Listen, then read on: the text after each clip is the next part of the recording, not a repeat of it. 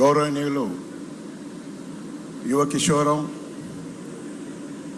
Working president అయినటువంటి లోకేష్ గారికి, వేదికనున్న పెద్దలందరికీ, మరి వేదిక ముందున్నటువంటి తెలుగుదేశం కుటుంబ సభ్యులందరికీ సభాముఖంగా నమస్కరిస్తూ, వీక్షిస్తున్నటువంటి అనేక మంది తెలుగుదేశం కుటుంబ సభ్యులకు సభాముఖంగా నమస్కరిస్తూ, తెలుగుదేశం పార్టీ తెలంగాణకు అనేక అనుబంధాలు ఉన్నాయి. తెలుగుదేశం పార్టీ పుట్టింది తెలంగాణలో. తెలంగాణలో పుట్టి 3 సార్లు అధికారంలో, 2 సార్లు ప్రతిపక్షంలో కొనసాగినటువంటి పార్టీ తెలుగుదేశం పార్టీ తెలంగాణలోని.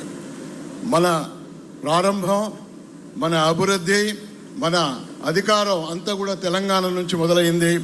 ఉమ్మడి రాష్ట్రంలో తెలంగాణను చూస్తే అంతకుముందు ఎన్టీ రామారావు గారు పార్టీ పెట్టకముందు, ఎన్టీ రామారావు గారు పార్టీ తెలుగుదేశం పార్టీ పెట్టిన తర్వాత అక్కడ ఉన్నటువంటి ఆ యొక్క బడుగు బలహీన వర్గాల యొక్క జీవితాల్లో మార్పును మనం ఒకసారి గమనిస్తే తెలంగాణ ముందు తెలుగుదేశం ముందు, తెలుగుదేశం తర్వాత అనేది చాలా స్పష్టంగా మనకు కనిపిస్తూ ఉంది.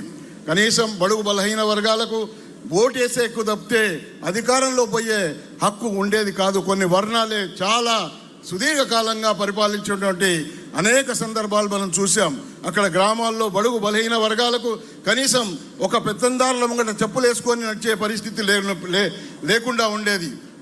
పట్వారీ వ్యవస్థను తెలుగుదేశం పార్టీ స్వర్గీయ ఎన్టీ రామారావు గారు మరి ఏ రోజైతే రద్దు చేశారో ఆ రోజు నుంచి సామాజిక న్యాయం, సేవాభావంతో పుట్టినటువంటి పార్టీ తెలుగుదేశం పార్టీ. కాబట్టి ఆ యొక్క సామాజిక న్యాయం ద్వారా మరి మన పార్టీ నమ్ముకున్న సిద్ధాంతం అన్ని రాజకీయంగా అన్ని ఉన్నటువంటి ప్రాంతాల్లో అన్ని ఉన్నటువంటి బడుగు బలహీన వర్గాలు అధికారంలో ఉంటేనే ఆ ప్రాంతాలు బాగుపడతాయనే ఉద్దేశంతో మరి అందరినీ కూడా ఆనాడు 200 మంది యువకులను అన్ని వర్ణాల నుంచి మరి టికెట్లు ఇచ్చి ఎమ్మెల్యేలుగా తయారు చేసి అధికారంలో పెట్టి గుడిసెలో ఉన్నాను కానీ కూడా మంత్రిని చేసినటువంటి ఘనత తెలుగుదేశం పార్టీకి. ఒక బడుగు బలహీన వర్గాలకు ఓటంటే ఏంది, రాజకీయం అంటే ఏంది, రాజకీయ అధికారం అంటే ఏంది అని తెలియజేసినటువంటి పార్టీ తెలుగుదేశం పార్టీ. ఈరోజు మేము తలెత్తుకొని తిరుగుతున్నామంటే అది తెలుగుదేశం పార్టీ ఆవిర్భావం తర్వాత మరి ఎన్టీ రామారావు గారు పెట్టినటువంటి పార్టీ తర్వాత నేను మనవి చేస్తా ఉన్నాను. అదేవిధంగా తెలంగాణ ఈరోజు ఆర్థికంగా బలంగా ఉంది అంటే కేవలం అది తెలంగాణలో అనేక కార్యక్రమాలు తీసుకొని మన బాబు గారు ముఖ్యమంత్రి అయినప్పుడు కనీసం ఆయన ఉద్యోగులకు జీతాలు ఇచ్చే పరిస్థితిలో కూడా లేనటువంటి రాష్ట్రాన్ని ఈరోజు సమర్థవంతంగా తన సంస్కరణలు తీసుకొచ్చి ఒకవైపు ఆర్థిక వనరులు సమకూరుస్తూ ఇంకోవైపు సంక్షేమాన్ని నడిపించినటువంటి ఏకైక వ్యక్తి చంద్రబాబు నాయుడు అని చెప్పక తప్పదు. ఈరోజు దేశంలోనే 2వ స్థానంలో, మొదటి స్థానంలో ఆర్థికంగా మేము బలంగా తెలంగాణ ఉన్నది అంటే అది కేవలం తెలుగుదేశం పార్టీ నారా చంద్రబాబు నాయుడు గారు తీసుకున్నటువంటి చర్యల వల్లనే ఉన్నదని మనం చేస్తూ ఉన్నాం.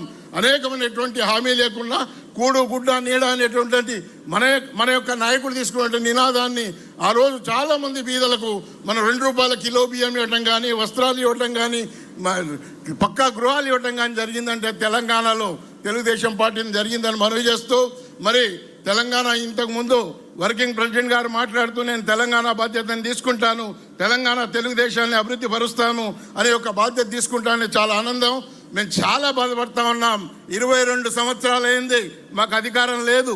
చాలామంది ఇక్కడ అధికారం పొందినటువంటి వ్యక్తులందరూ కూడా లాలూచితోనో దేంతోనో పక్క పార్టీలకు పోయినా మాలాంటి కార్యకర్తలం బీసీలకు న్యాయం చేసినటువంటి పార్టీ, ఎస్సీలకు న్యాయం చేసినటువంటి పార్టీ తెలుగుదేశం పార్టీ అని నమ్మి ఈ పార్టీలోనే మేము కొనసాగుతూ 22 సంవత్సరాలు ఏ అధికారం లేకున్నా, ఏ హోదాలు లేకున్నా మేము కొనసాగుతున్నామంటే కేవలం తెలుగుదేశం పార్టీ మీద అభిమానంతో ఇదే పార్టీలో మాకు న్యాయం జరుగుతుంది. తెలంగాణలో ఇప్పుడు ఎదురు చూస్తూ ఉన్నారు తెలుగుదేశాన్ని. ఒక్కసారి మనం కదిలితే తప్పకుండా తెలంగాణలో తెలుగుదేశం అధికారంలోకి వస్తుందని మనవి చేస్తూ ముగిస్తా ఉన్నాను. జై హింద్. అరవింద్ గారికి ప్రత్యేక ధన్యవాదాలు. ఆయన చెప్పినట్టు తెలంగాణ రాష్ట్రంలో ఆనాడు స్వర్గీయ నందమూరి తారక రామారావు గారు వేసినటువంటి విత్తనం కేవలం ఒక జెండా మాదిరిగానే కాకుండా అక్కడ ఉన్నటువంటి తెలుగు ప్రజల గుండెల్లో చిరస్థాయిగా ఒక స్థానం సంపాదించుకునే విధంగా తెలుగుదేశం పార్టీ తాలూకు విత్తనాన్ని తెలంగాణలో నాటడం జరిగింది. ఖచ్చితంగా వృక్షాన్ని కాపాడుకుంటూ ముందుకు వెళ్తామని ఈ మహానాడు వేదిక ద్వారా తెలంగాణలో కష్టపడుతున్నటువంటి ప్రతి ఒక్క కార్యకర్తకు కూడా భరోసా ఇస్తూ ఇప్పుడు తెలంగాణతో పాటు మన తెలుగుదేశం పార్టీ అండమాన్లో కూడా మరి చక్కగా ముందుకు నడుస్తుంది. అక్కడ ఈ పార్టీని ముందుకు నడిపిస్తున్నటువంటి టీడీపీ అండమాన్ ప్రెసిడెంట్ మాణిక్య యాదవ్ గారిని వర్చువల్గా మాట్లాడడానికి అవకాశం కల్పిస్తున్నాం.